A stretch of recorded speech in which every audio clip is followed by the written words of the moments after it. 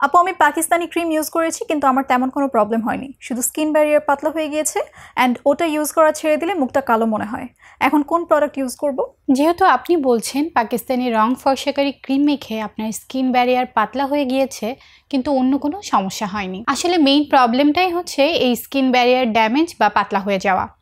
Skin barrier healthy রাখা খুবই জরুরি, কারণ এটি আমাদের স্কিনের প্রাকৃতিক ঢাল হিসাবে কাজ করে থাকে। যদি এই ব্যারিয়ার দুর্বল হয়ে যায় তাহলে ত্বক সহজেই রুক্ষ, সেন্সিটিভ আর অ্যাকনিপ্রন হয়ে যেতে পারে। স্কিন ব্যারিয়ারটা হেলদি থাকলে স্কিন হাইড্রেটেড থাকে, স্মুথ থাকে, সান ড্যামেজ বা কালচে হওয়ার সমস্যা থেকে স্কিন প্রোটেক্টেড থাকে। স্কিন ব্যারিয়ার ড্যামেজ হলে সবচেয়ে জরুরি হলো স্কিন ব্যারিয়ার রিপেয়ারের দিকে ফোকাস রাখা, ঠিকঠাক মতো যত্ন নেওয়া। প্রথমেই এসব পাকিস্তানি ক্রিম ইউজ করা বন্ধ করতে হবে, কারণ এটা আপনার স্কিনকে আরও বেশি ড্যামেজ করে দিচ্ছে। এরপর একটি জেন্টেল আর হাইড্রেটিং স্কিন কেয়ারে ফোকাস করা দরকার, যেমন সেরামাইড, প্যান্থনল বা সেন্টালে এশিয়াটিকা আছে এমন স্কিন কেয়ার প্রোডাক্ট আপনার রুটিনে অ্যাড করতে পারেন, যা আপনার স্কিন ব্যারিয়ার রিপেয়ার করতে সাহায্য করবে। স্কিন অতিরিক্ত ধোয়া বা স্ক্রাব করা একদম এড়িয়ে চলতে হবে, কারণ এতে আরও সমস্যা বাড়তে পারে। অবশ্যই SPF 30+ বা SPF 50+ যুক্ত সানস্ক্রিন ব্যবহার করতে হবে, কারণ এই সময় স্কিন আরও বেশি সান সেন্সিটিভ হয়ে পড়ে। কোন প্রোডাক্টগুলো আপনার স্কিন কন্ডিশন অনুযায়ী এখন সেফ হবে এগুলো যদি বুঝতে না পারেন ইনবক্স করতে পারেন আমাদের চয়েস লেগাসিতে।